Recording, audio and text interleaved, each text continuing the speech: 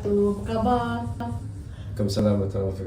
See, I noticed that you have received this great, solid achievement. I would say it gives a bit of pride for your great contribution to the industry, right?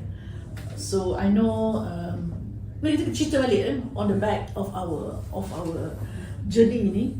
You came from a telecom background, right? Where during those days we talk about fiber optic, right? We're talking about the internet world, the virtual world, fiber optic. Now fiber optic is, nobody wants to talk about it because it's an infra. Then comes the era where people talk about e-commerce. People want to, develop a lot of the commercial arm of the infrastructure too, where you see more and more entrepreneurs start to be more innovative. Now, comparing to what we have developed before, very basic question: do you think our education system has able to contribute to this digital industry now? Dr. No, thank you for having me. Salam. Faizal Shebli, Managing Director of AG MGATE. And very spot on question. The fundamental of any discipline, we talk about digital persona here, right? Of course, it starts with the education journey. For instance, like myself, I'm professionally trained as a software engineer. And I'm blessed that I did not really go into the local route, but rather international route during my time back in the 90s, right? So we were being trained literally to understand the discipline of technology at that time as a software engineer. Yet it inculcates the entrepreneurship as well, even in the early 90s. The gap that I'm seeing here in our local setup as far as education concerned, we have more memorizing rather than real thinkers. I'm not saying bad or anything, but it can be better. But it has to be relooked at, because when we analyze the workforce, that potential to come even to our company, right? It is still a huge gap, and we need to train them better, especially on the thinking side. Critical thinking, I think I understand from your sharing just now that rote learning about memorizing something and remembering something is good when you are testing your ability to remember, right? But all in all, a lot of the application is about having the ability to improve problem solving. Now, you can see Malaysia has developed a lot, and I think from different sectors, from manufacturing, from industry, to telecommunication, to the field of power, oil and gas. We have built engineers, we have created a lot of talent pool. I think skill development, respect towards competency-based training, we have, I would say, we have a pool of it. But when you rightly say, problem solving with critical thinking, it doesn't blend with rote learning, right? So, how do you inject creative thinking when the assessment for creativity is quite limited in our education system? Right.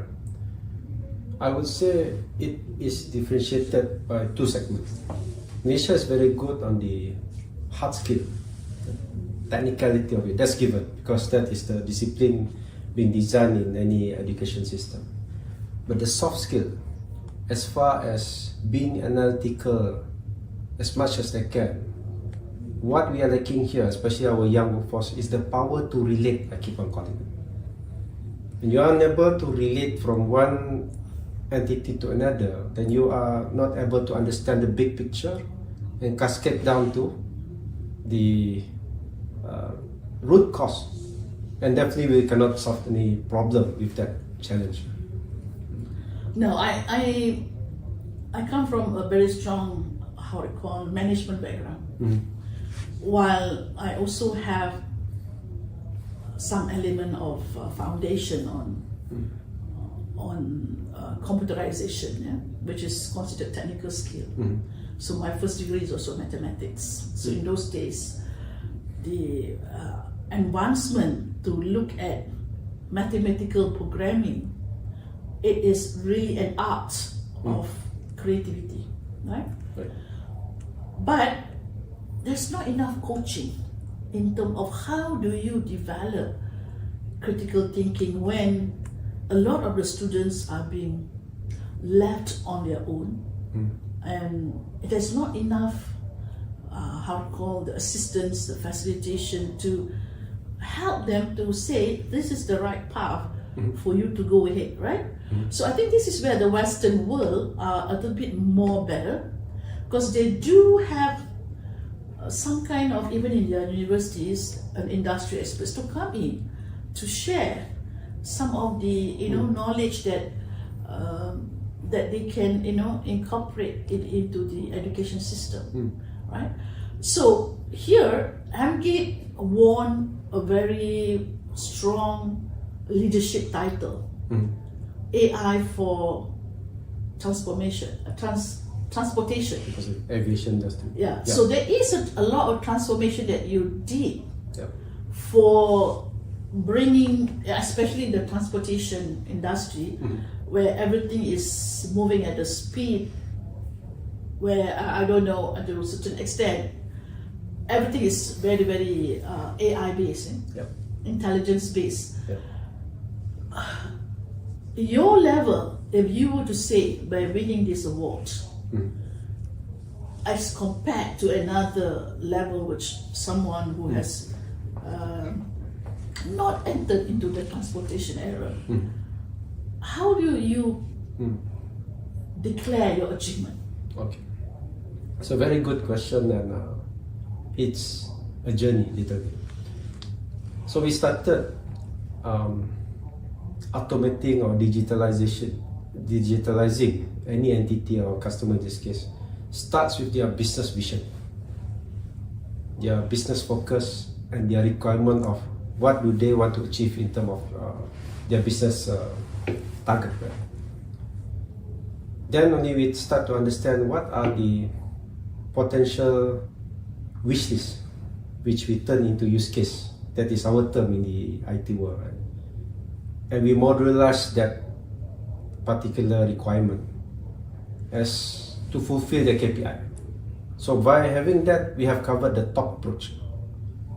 Then we inculcate the technology to actually enable those modularized, wish list just now, or use case. Right? Then it covers the top and the middle tier approach. And that's how I met you since day one, a few years back, right? You mentioned about the approach of having the right project management skill. That overlays everything from the top, middle, and cover the base part. And it turned out to be a value to the customer. For this particular client, which is in aviation industry, it's very highest compliance, right? So they have achieved a full automation around 99.8%. Paperless. This is not talking about Malaysian transportation itself, right? This is aviation in Malaysia. Aviation in Malaysia.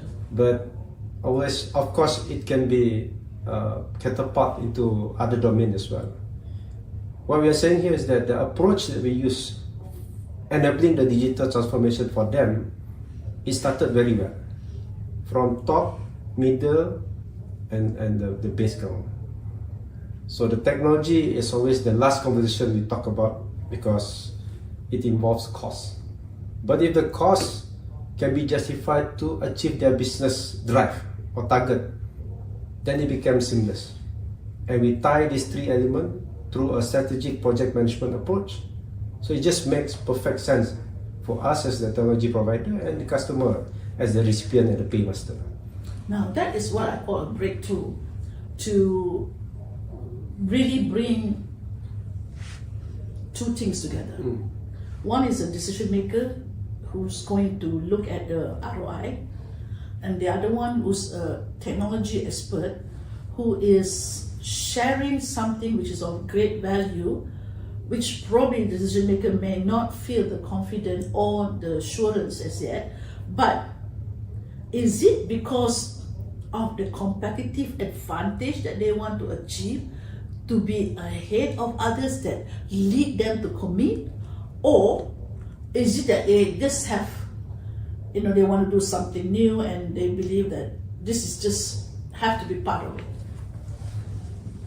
This particular client, I would say, a bit conventional at that point of time, because of the situation where they cannot ignore AI or an emerging tech. So they kind of like really look into how to enable the technology to fasten their business objective. That's very right as far as the organization is concerned. And we were being blessed because we have the experience of understanding their business process end to end. But another secret sauce how we managed to do this is because the experts from their respective domain, which is the aviation, in combination with our experts in digitalization. So I just make sure these two work together in the landscape of the project management approach I mentioned. So it's a perfect blend. Correct. This is what we are trying to showcase, I suppose, right? And I've been trying to bring this out together, that in any entrepreneurship, in any transformation, it's a teamwork between someone who is inside the operation, who knows the expert of the operation, and someone who's trying to upgrade the value of the operation, that they can talk hand in hand together. And that project management itself brings the transformation. Right. I think this is something that you need to showcase as what makes transformation happen. It's just not, a lot of people get confused with the fact that technology creates transformation. No. Now, I am totally not in synchronization for that. Number one, coming from the background of policy making, coming from the background of nurturing entrepreneurs, from where Malaysia was zero in terms of being digital, and how we need to cope up with the industries that all of a sudden become global. The industry just open up and become global. I'll give you one showcase of someone who worked in a newspaper industry. He was one person who was involved in proofreading the newspaper content and doing the mold. He listened to my talk in Dubai on multimedia super corridor, on smart school and digitalization content and converting into learning. He was working in industry where it's a media industry, and he knows the media has got a lot of content. Suddenly he became creative. So he started digitalizing all the media content, all the books, all the libraries, everything. So he became king of digital content. And his leader for the digital learning. So one fine day he met me back 10 years after I presented to him about the MSc, which was in the year 2000 in Dubai. 2010, he met up with me. He said, Dr. No, congratulations. I said, why? Because of you, I became a millionaire. I was like, how does that happen? You talk about digital. You talk about how the world is going to be transformed. I took that seriously. I'm now king of content, which if I was to stay in my job and just do my job, I would not become that entrepreneur. So this is what I'm trying to say. If someone have knowledge, but they stay in their operations without coming out to do more, they will be stuck in their operation. So, but if someone in the operations know that technology is coming in to bring a better value of that digital content to something that I can see and serve globally, that's where you become the better entrepreneur. Correct. All right. So I'm sure you went through moving from telecom, outside telecom. If you were to stay in telecom, let's say, you would not have won this award. Yeah, agree, 100%. You see, I can relate to that friend of yours. I mean, we went through the same journey. What he faced at that time after understanding from your particular talk, the power of knowledge in knowledge economy world, even though he's at the early time, right? So digitizing is always being the most painful initiative for any automation to happen or digital to happen, right? He took that approach. Then he put all the content into a knowledge management kind of like or knowledge bank at his version at that time, and took it to another level where he created some services out of it, and he became a millionaire, right? And with the advance of AI now, he could even leapfrog that to another. He is such advanced. So basically, from someone who has moved, who took the concept of smart school, all right, and who had the position to bring the content people and let them do, and he managed to be the living example. So all the media industries did not have the digital content. He had it. So when I went to his country, under one roof, you have 350 people working on digital, everything about developing content, out of content, developing content, out of content. You know, it makes me feel, it takes a visionary person to push the extra mile. Correct. Policy making can only tell you what to do It's a guideline. as what the government wants to do. So if someone was to just rely on just policy as what you think the country is going to be, I know it's not going to go anywhere. Yeah.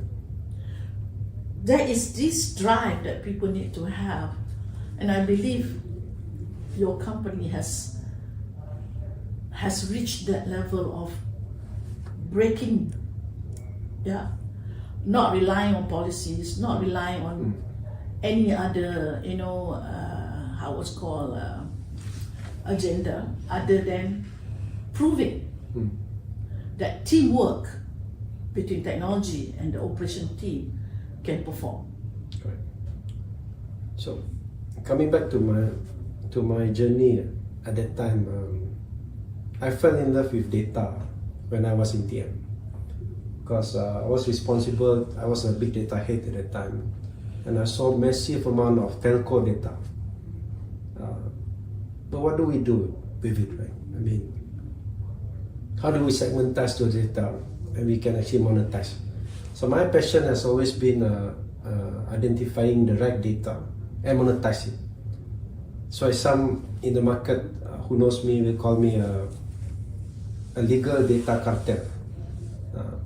Faizal Shebli from Sarawak, he's a data cartel because he loves data. So we use data literally to generate insights and come up with the services which you monetize it. Either the customer pay us or we do a revenue share, and it came to this value. It's just that in this country or this part of the world, the hype of AI is very well being done very well. But implementing AI will require a significant amount of cost to save. So that is an avenue I would like to share here, especially to the government. You have to look into that segment as well, because the cost to serve in enabling any AI initiative is not cheap. It's very expensive. So there must be a right business model. I would like to suggest also, if the perolehan of Malaysia or MOF in this case, right, can relook into just staying put on the capex but change it to opex, it will be much better.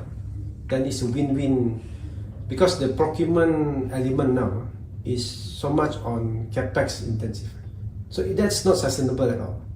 It has to be opex intensive. Then the whole value chain of making AI affordable and inclusive can be achieved. At the moment, it's not. So I see, that weightage, as you mentioned, capex and opex. Maybe people think that the operation side, they're trying to cut it to a manner that they reduce people. But even to enhance with AI, you still need people. Exactly. Right? Now, the fact that you like data, and I know a lot of people cannot appreciate data. And I know that you fall in love. It is a true magic. For me, we are trying to make people see their data as a mean for them to bring out the talent that they have, right? For something that they have not discovered. So it's a new discovery zone. Now, this is what I call the lack of coaching, the lack of mentoring, the lack of the support services, all right? To give ideas to people. Correct. And to check whether their idea is feasible, it's monetizable. And this is where I think you were talking about the center. Now, I have a lot of people who have suggested this kind of idea, but it's an entity that nobody wants to own. It's an entity that everybody know there's a need for it, but nobody wants to lead. Now, how do you try to solve this issue?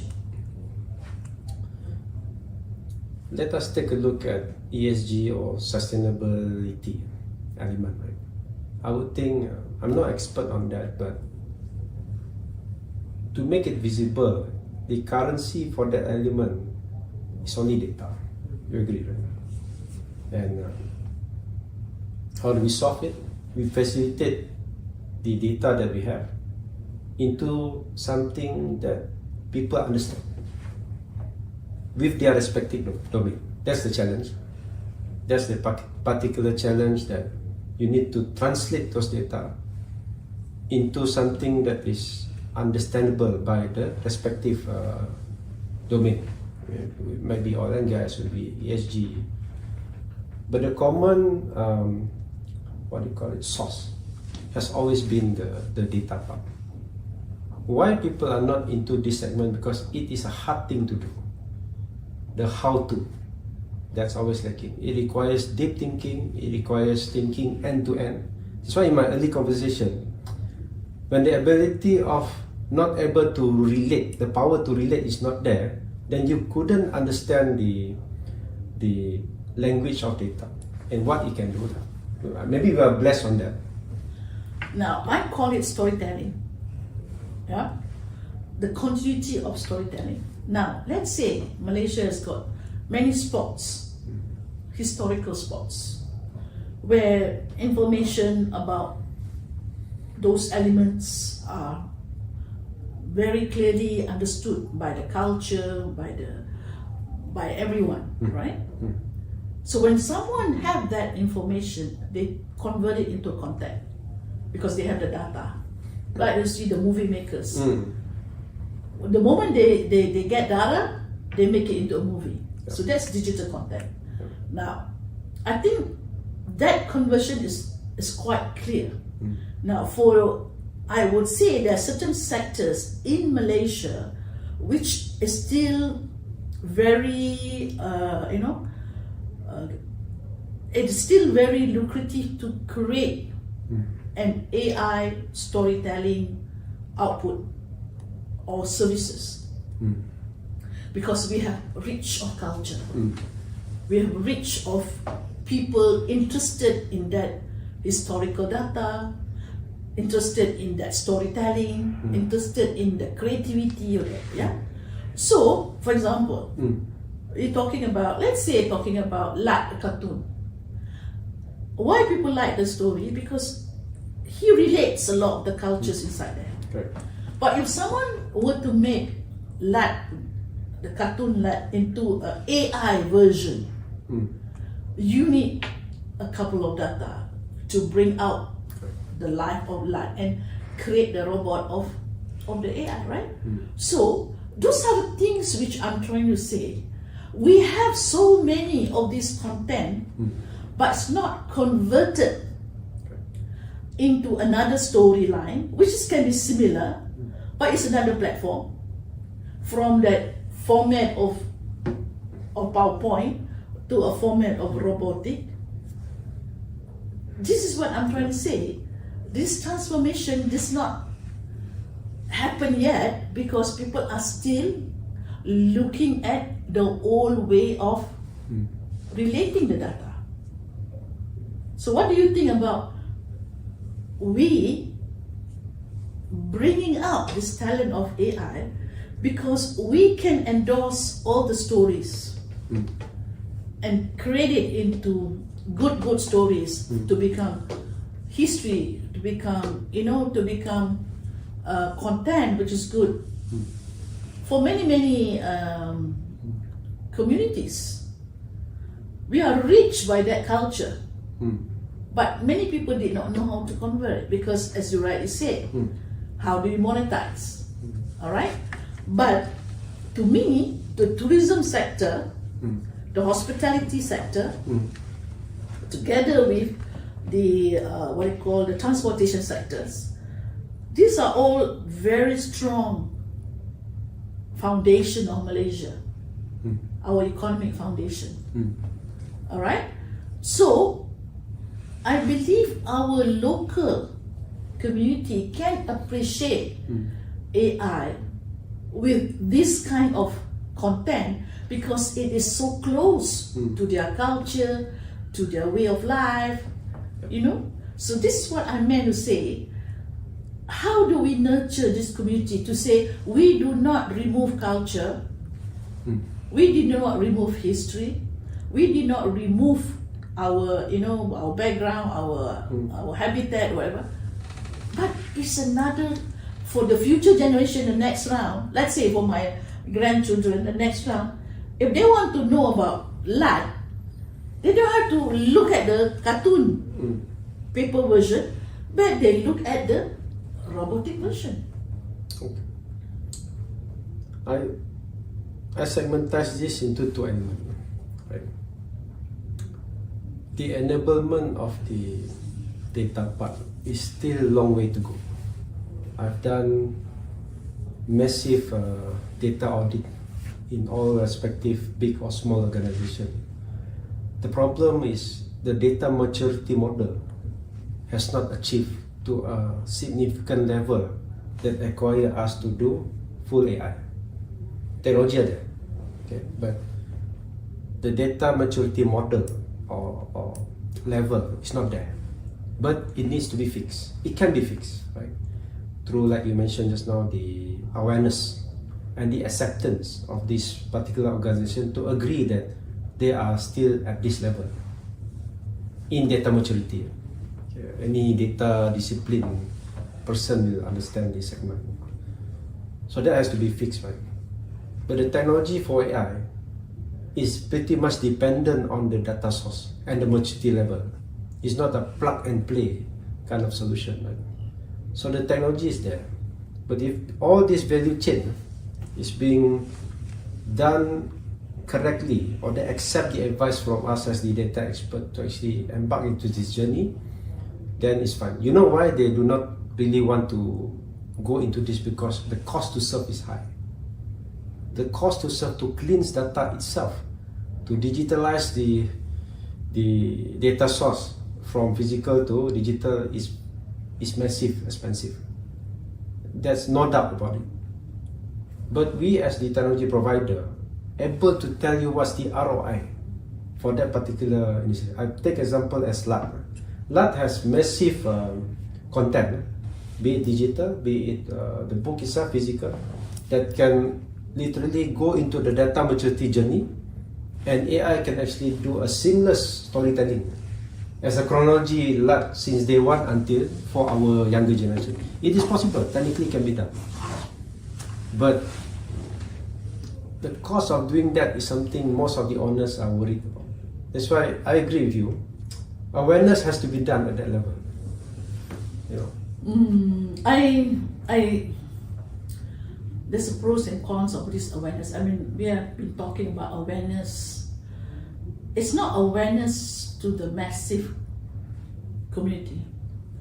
It's awareness to the creative people, the opportunity. Yeah, and the data owner. I'm referring to that.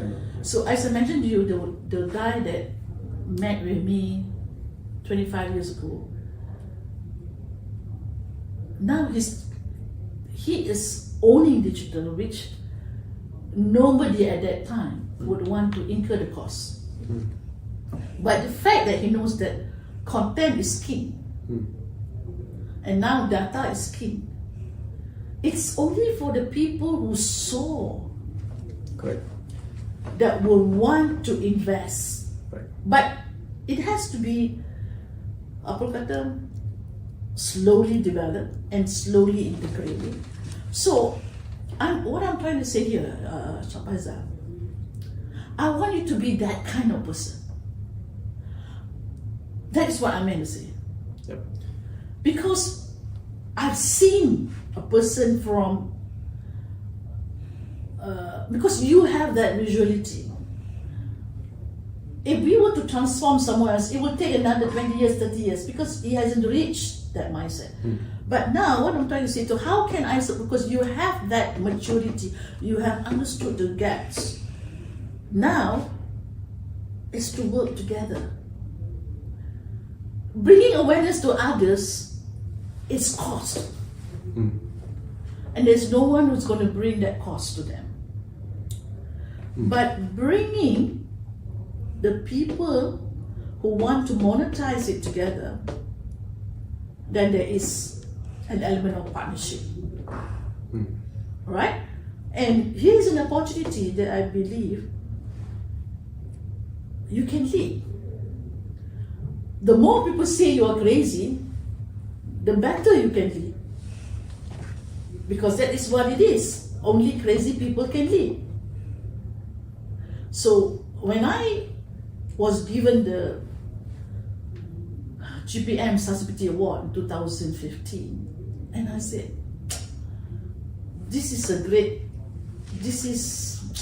I have to do something now. Because when someone gives an award, they will expect you to do more. So when you have received this award, it's not about, it stops here. It gives you another breakthrough, which may not be on the same footing that you have. But this is what I'm trying to say. We need to address this. This awareness, we need to monetize it we cannot create this awareness in a manner that we cannot monetize it. So, I mean, this is where I'm trying to bring people who, they want the partnership, they want to find a way on how to help the awareness become also a monetization platform, so that everybody will get to see that AI can bring the value for all. It can bring sustainability, it can bring. So, I mean, let's start with a project that we believe the story is easy for people to understand. I came out with the story of the lab because initially I was telling you I was involved with certain other municipality projects, but as you can see, my data is not seen as key. But we have many other historical data which in the international people knows about it. Let's say if we were to talk about our prime ministers, the journey, the storyline, we have a lot of we can define the project, the people who have got the data and the people who has got the AI to come together. For a fact of this particular accolade that we received, most of the time, much time being spent to actually convert the non-believer of technology in that particular customer base into a believer. One way that we did was like you said, instead of a vendor-customer relationship, I converted into a partnership between two entities, where they are the stakeholder and we are the provider, and we are into this partnership. So we managed to digitally transform that particular industry into first of its kind. So it can be done because we went through that journey, right? For Malaysia, I have a 16-year-old daughter. I do not think she has all the narrative of understanding Malaysia as a whole. You're right, there's technology there for AI and all, right? Data is really available in ministries.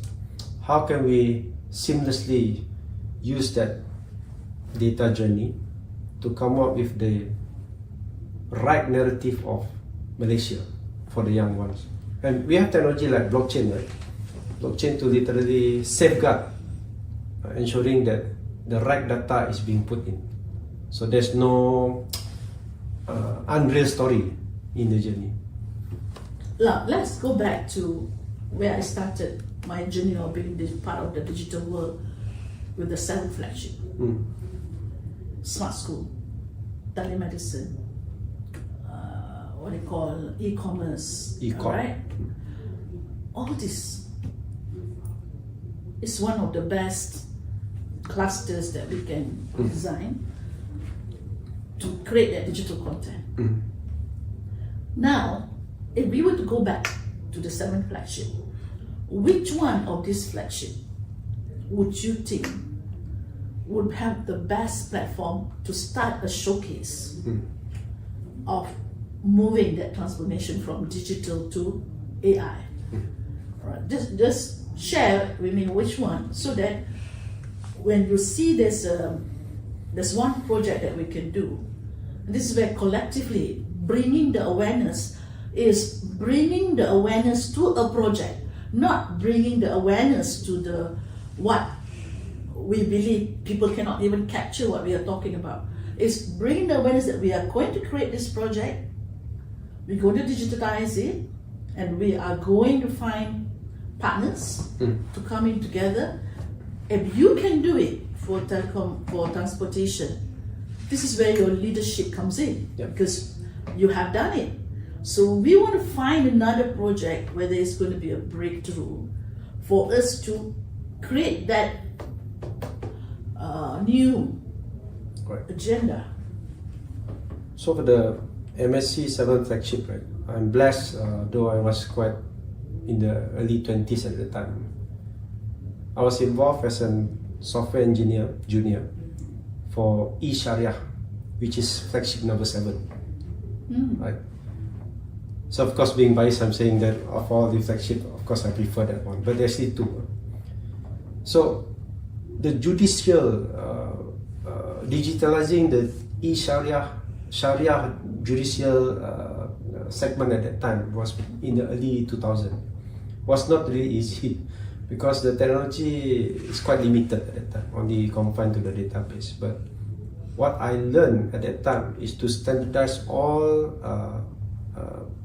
Sharia enactment by state as the first process we need to do before we automate it. So with the advance of AI now, for that particular segment, right, it can solve a lot of things. I give you one use case. To understand the real root cause of why case cerai berlaku too frequent in this segment of young married couple, definitely you can understand the whole data journey and insights, right? And what would be the prediction from AI to literally minimize that? It possibly can be done because I was involved end to end, from the source up to the solution part. Okay, so AI can not to tell you what needs to be done, but it can structure. It can structure your mind literally and show it in a pattern base and up to the judicial experts to do what's next. Okay, rather than kind of like guessing, because you have enough. You have been there for more than 20 plus years now, right? So if you want to consider that as a project, since you have started it, you know what it is, you know what it is. Everybody, there's a lot of Sharia compliance competent person. They have no idea about what to do this. Now, if we were to get a fund from, let's say from Islamic Bank or so many other, as a CSR project first, all right, as a pilot, to indicate that AI can help reduce or do a hypothesis on prediction of what is, so that the workload of the next workforce can be so, because this is job opportunity for the people. Where are the areas they need to look at? Because AI can have the prediction on what are the issues at hand that these people are facing right now that they need to prepare for the future. Correct. So that can be one project, right? In terms of bringing content. I'm looking at, I don't know why, I find that Malaysia is so blessed with culture and history. Culture and history is still very rich, and we have geopolitical route from China, from India, from Arab, from many others, right? Even the history of Malay going to South Africa, there's a lot, right? So those are little things that, you know, people in the future, they want to keep track to that history, keep track to that data, keep track to the culture. And there will be a lot of people who want to fund it because they are part of it. The part of the Malays communities in Sri Lanka, in Madagascar, in South Africa, they would love to contribute to create the AI version of the Malay travelers. So this is what I'm going to say. We have to bring awareness of what project we want to do. So let's say we start with, those days we start with 7 flagship. So we can talk about 4 or 5 flagship and we say, okay, this is what I want. I want, like, for me, when I see a leader, I will support the leader. When I see Tun M those days leader, so we can support because the leader will drive. Correct. Right. So the moment the leader is not there, it's hard for people to move on. So I would like someone to lead this AI, not as a one-off. It's a continuous. If MAC is supposed to lead, but they are more policy making. They're not leading it by project. Yeah. They're leading it just for the sake of being part of the government. Yeah. Alright, so this is what I meant to say. This award should gives you another platform for you to take off, and this is where our role is to bring communities, my communities, to come. Okay, these are their flagship, so let's work on this. Right. So, okay, as a technologist, right, if you talk about enabling a particular project using AI for MSc contohnya lah. Digital tourism, ecotourism. We have enough ethnicity data here. Enough, Right. too much. So, why not seek for that enough fund to enable things like LLM, large language model, but very focused on that particular ecotourism element, not a wide LLM like OpenAI. That is like, it's too huge for us to chew, right?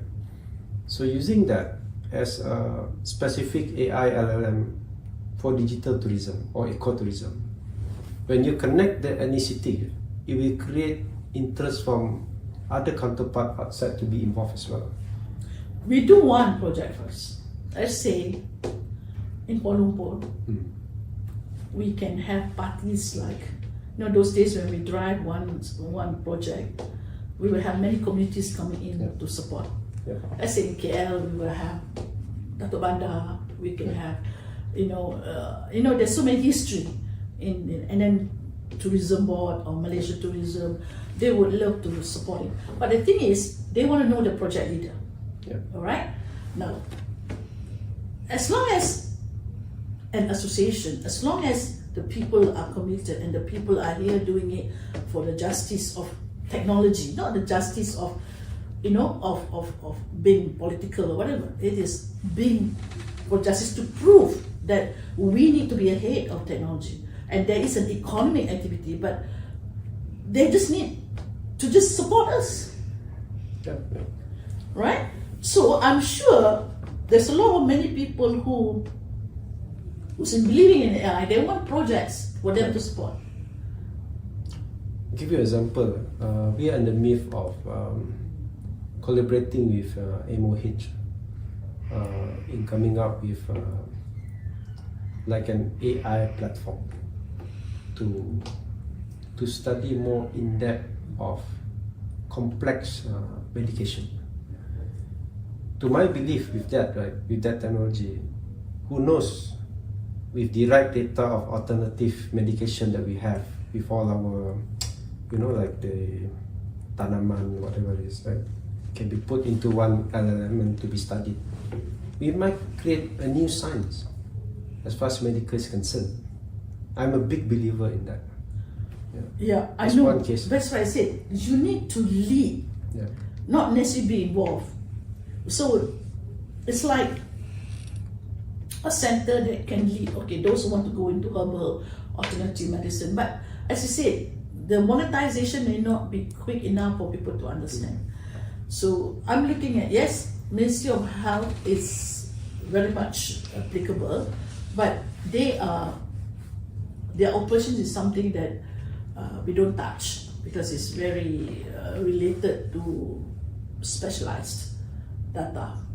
But we are talking about from the creative content, from the entrepreneurial content, where entrepreneurs can come in and add on without going into the technicalities of operations, right? So because they cannot be too creative there, but they can be creative here, right? So this is what I meant to say. The zone which I'm trying to bring in is the creative zone. The technical creative zone is a different zone. That is where operation meets technology. Here we're talking about the creative zone where data is abundance, but it's not add into the technology. It's not about operation, it's about ownership of data that we can help. For example, LAT, for example, or even Museum Negara, Museum Negara, and even Masjid. There's a lot of information. Right. So if you want to take a mild approach of that, it's possible. Yeah. Because we are taking the more complex route, which already. Yeah, this is Yeah. complex. So it's very technically complex. This So, is but the challenge here is that before embarking into this journey, right, the problem is most unable to define what is actually the problem they want to solve first, even at a mind level. That has not been clear. My suggestion is that the use case to kena determine clearly what are we going to really showcase here. Let's say for instance, like I like the idea of having the narrative or understanding through AI on the masjid, on the whatever monument that we have, right? Because that can create a new avenue for tourism, digital tourism. Meaning to say, I can give you 5 business models there. Before anybody comes to Malaysia, if someone from outside there understand that this is actually their particular journey clearly, beyond the thing that we have for now, I think it makes perfect business sense.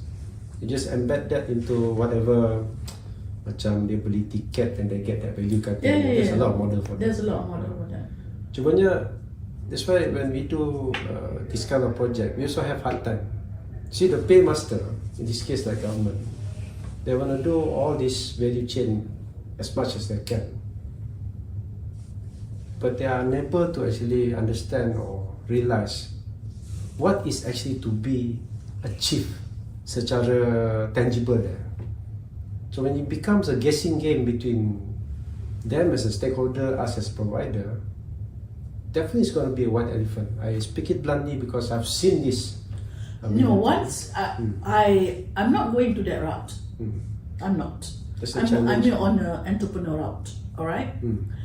And when I say entrepreneur route, independence. And I've seen other countries. I'm not talking about Malaysia. Other countries who they are not being supported by their government, and yet when they see the vision, they develop it with the creative thinking, with the creative partnership, with the entrepreneur wisdom, So this is what the route is I want. Because going back to the government, getting government, creating the awareness, I can tell you that business model only works for people who wants to get big contracts, big jobs. And that's where the white elephant will come in, because it's a project, not an entrepreneur ownership. We don't go that route anymore. So I'll give you an example. I just gave a talk in the recent Young AI Forum hosted by a foundation recently in WTC. Banyak student came, right? From UPM. I gave them a challenge, right? A very simple challenge.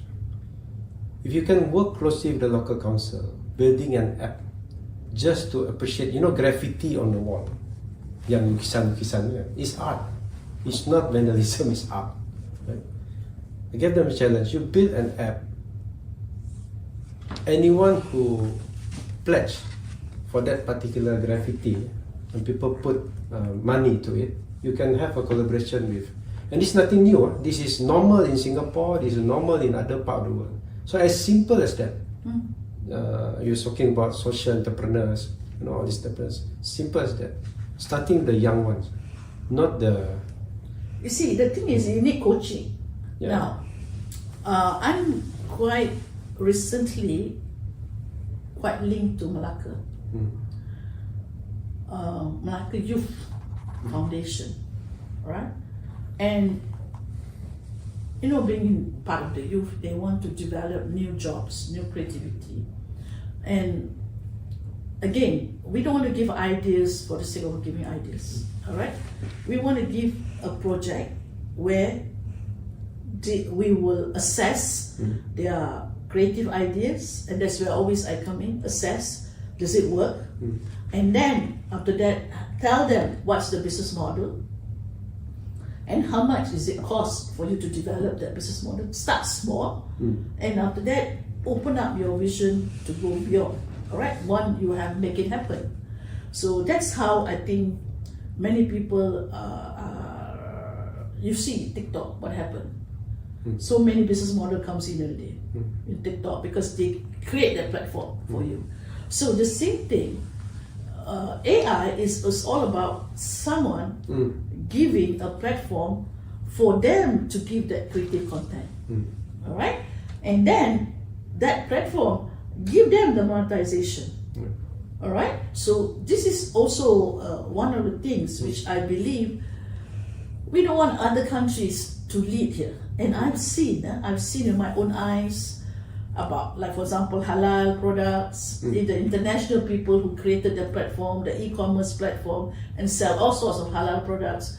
Whereas we lead the halal compliant, but we did not create that platform. So this is the problem with Malaysian entrepreneurs. They will be left on their own, but because they cannot hook to a platform. Even now you see Amazon, they hook the entrepreneurs to the platform. All right. So this is what I mean to say. Yeah. Someone need to set that platform for them to come in and hook their business model with you. So, what do you think of that approach? Okay, before I answer that, right, even in AG, in our organization, one way how we retain talent is offering them, we call it hackathon. Meaning to say, I have like almost 500 young technologists with me. Retaining them is, it's not easy in this millennial era.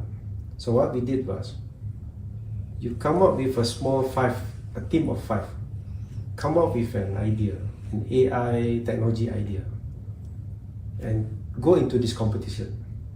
If you win, right, we will fund that particular idea, and we can become your partner. You can even run your own technology company. This way, we sustain, we retain, and we won't create any competitors, because in our industry it's very competitive. Same goes to that element. Right? Private sector can lead the initiative by enabling that particular platform you're saying, and get all this ecosystem to join, like what do you call it, the entrepreneurs or the other private sectors, or even banks, or even financial hub, whoever want to participate in coming up with this journey. Like, I don't know what do we call it, but I've seen it somewhere. Like, it's just a digital platform that everybody embark, create their own project, crowdfunding it, funds come from outside. I mean, technically it's possible. Tapi I agree with you. There must be a leader who gonna lead this, and of course supported by the government at the later stage. But we at the private segment here can actually enable that really not an issue, because we have enough ecosystem and enough, what do you call it, the recipe to actually enable that, really not an issue. I don't want things to happen again when Jack Ma came to us, to MSC, he had no idea about e-commerce. We brought to him the idea of e-commerce. And the name Alibaba also came with the idea that it's a trading platform. So he created that.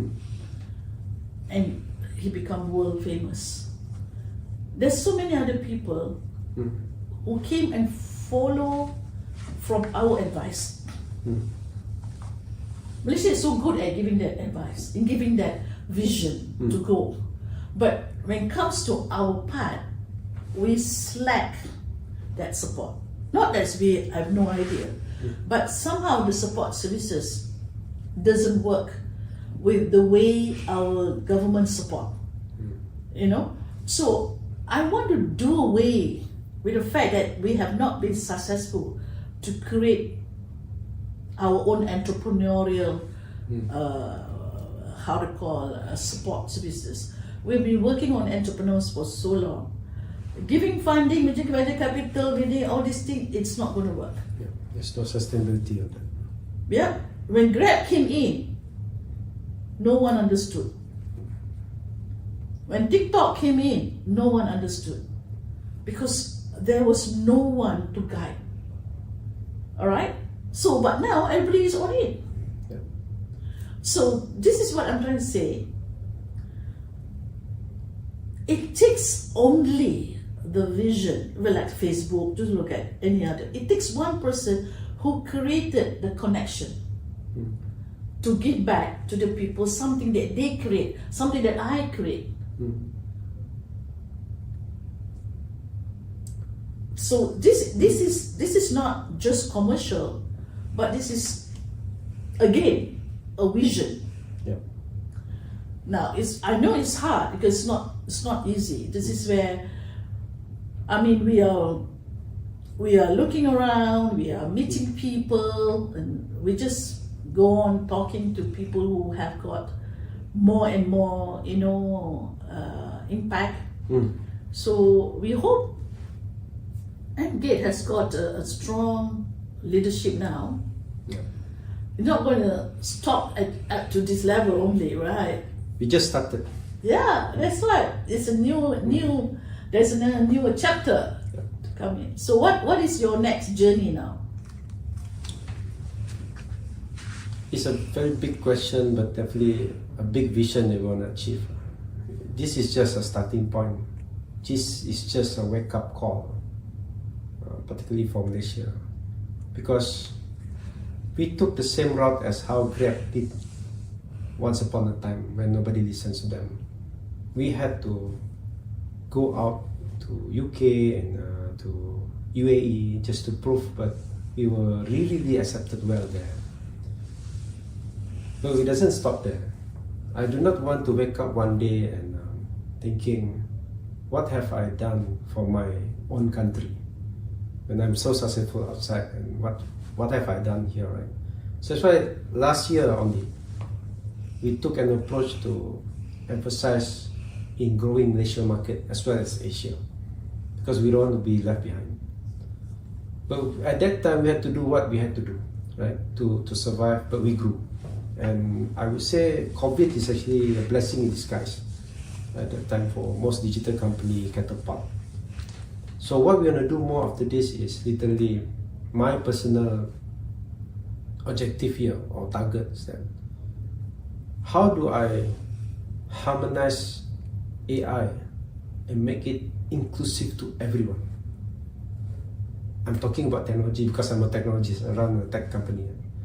Because I think AI is for everyone, and this is the first time I'm seeing a technology that is well accepted by all layers. The adoption is high as compared to things like big data analytics, blockchain. It is very exclusive to certain recipient, but AI is a different ballgame. And even when the country starts building its own national LLM, I'm seeing AI is not a technology play anymore. It's a national strategic approach for any country to have, because we can't be dependent on foreign AI forever. We must have our own, right? So I'm giving this back to the country, and I hope the country support us more, and we can achieve our business vision by harmonizing AI for everyone.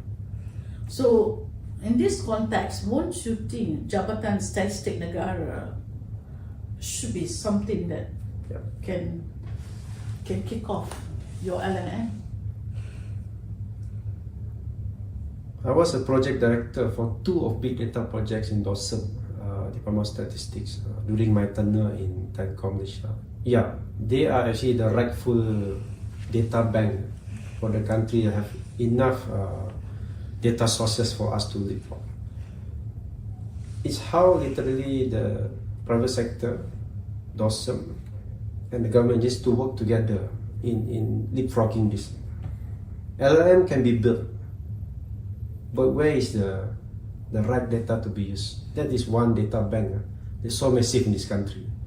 So I'm trying to say, Dr. No, it has to be an ecosystem of all. There's no one solution fits all, no one hero here, right? But somebody needs to lead this and making it happen. Somebody is you. I would like to take the challenge. Yeah. So don't wait for anyone. Yeah. Starting it anyway. I believe in that, and in my philosophy of being on doing things, since there's no one, then you have to do it. Itu dah jadi mandate. pilihan Allah, Yep. right? So when you can see something that people don't see, that means you are the chosen one. If not, God will not give it to you. Correct. Kan? So, I mean, part of the sharing that you have today and bringing everyone closer to you, and then you will have a lot of things to do in fulfilling your vision to make people realize what you want to do. Kan? So how do you find Asia Pacific, yeah, in terms of Singapore, Thailand, Indonesia? They are also waking up a lot. And how do you want to work along with all these countries? Right. I'm seeing a big shift from Europe, US, and because of the China factor, Asia Pacific become a massive technology recipient and provider, and this part of the world, I'm seeing that. That's why moving forward next year, right, MGATE will grow from Malaysia to other part of Asian country, starting with we soon gonna have a collaboration with Thailand, and we have set up office in Vietnam. So I think those countries are literally a big taker as far as the advanced technology is concerned, right? So how do we work? We work closely with the local counterpart there that we identify, and it's a channel game for now. Meaning to say, they have local representative, but they are bringing our value, our technology there to their respective country. Same goes to us as well. So when we are seeing this kind of collaboration is catapulting very well, so it's a huge opportunity for us to lose, especially in like Indonesia is moving to Kalimantan, right? The Nusantara. I'm a Sarawakian, so I'm seeing a lot of my state friends there already opening up entities in Balikpapan because they are seeing the value can be created there. So we all kind of like move into this segment, very less on the US European side. We want to see this segment. That's my portfolio, and I believe in this market. So Asia Pacific in itself, it is enough. it has its own community. That's why I believe so, because of the culture, because of the history, because of the way we do things, especially whatever we eat, the language, everything it's so synonym, I say. And I like it when I was in Indonesia, Jakarta recently. They love the story of Upin Ipin. And it's like an education background for them. And the schools are attractive enough. They said they have asked Upin Ipin not to tayangkan the show during school days, only on weekends, because they don't want to miss the series. So that is how influential it is, right? So this is one area that I believe that AI can keep on enhancing the budaya, the culture, the community, the love for the way we appreciate values, systems, and so on. So again, I mean, the opportunity is huge, right? The opportunity is huge, and SUSNET is part of our Sustainable Business Network. We are looking at different way on how we move people. All right, and I have my own leadership route for me to bring in to different clusters.